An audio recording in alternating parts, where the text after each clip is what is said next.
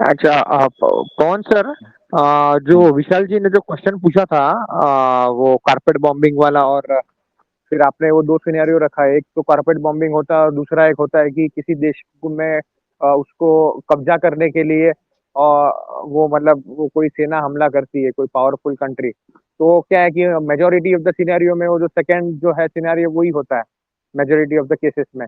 तो उसको आप जरा वो वॉर इकोनॉमिक्स के एंगल से थोड़ा और इलेबरेट करके जरा एक्सप्लेन कीजिए ना, कि मतलब सपोज 100 करोड़ की मेरे को मिसाइल डालनी है, तो मैं मतलब वो ये देखूंगा कि 5 लाख करोड़ का तेल या फिर 5 लाख करोड़ का मिनरल वहां पे मैं लूट सकूं, तभी वो हमला मैं करूंगा। मैं मतलब वो पावरफुल कंट्री, तो उसको जरा इलेबरेट करिए ना, तो और समझ में आ जाए सब ऑडियंस को।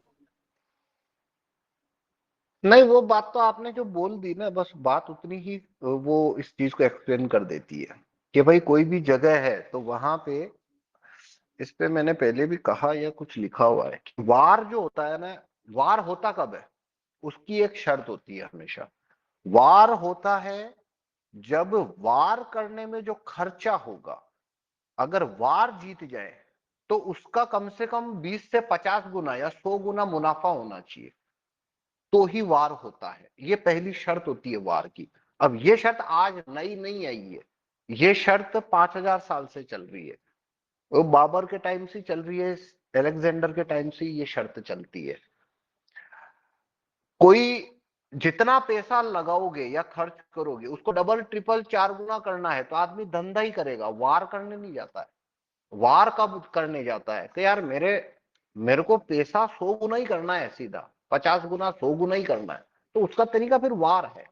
कभी आप, हाँ, तो अब मान लो कोई एक वार हो रहा है और उस वार के अंदर जो एलिट या कोई मुल्क है, भाई देश भी लड़ता है तो पैसा लगता है, वो एलिट फंड करते तो ही पैसा लगता है। तो वो देखना ये पड़ता है कि मान लो हमने ये युद्ध किया, तो युद्ध करने के बाद में हमारा जो युद्ध के दौरान जीतने में जो खर्चा पड़ेगा, युद्ध जीतने के बाद में उसका कितना गुना मुनाफा हो सकता है। वरना कोई पैसा फंड नहीं करने वाला वार को। तो इन दैट केस अगर किसी सोसाइटी के पास में वेपन नहीं है तो वार की संभावना क्यों बढ़ गई? क्योंकि एलिट जो होती है उनको पता है कि भाई ये वार है, इसकी सेना को हरा दिया तो इस पे रूल आ जाएगा, वहां का जितना मिनरल है वो सब लूट सकते हैं, मार्केट पूरा कैच कर सकते हैं, अपनी मोनोपोली बनाने के कानून छाप सकते हैं। तो ये सारा एक सिलसिला शुरू होता है लूटपाट का, जो कानूनी रूप से चलता रहता है। जैसे आपने हिस्ट्री की किताबों में पढ़ा होगा, वो उसको कच्चा माल लिखते हैं कि अंग्रेज जो थे वो भारत को लूटते थे, और लूटने के लिए उन्होंने टर्म फ्रेजिंग क्या ली है अपने टेक्स्ट बुक्स में 9th 10th 11th 12th की, कि अंग्रेज यहाँ से कच्चा माल ले जाते थे और उसे बनाकर यहाँ पे ले आते थे।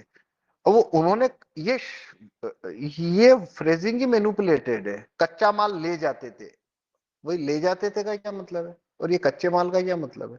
भाई सीधा लिखो ना, वो यहाँ से मिनरल लूटते थे, और वो शब्द का इस्तेमाल नहीं किया उन्होंने, ले जाते थे कर रखा है, जैसे कोई खरीद के ले जा रहे हो गोरे।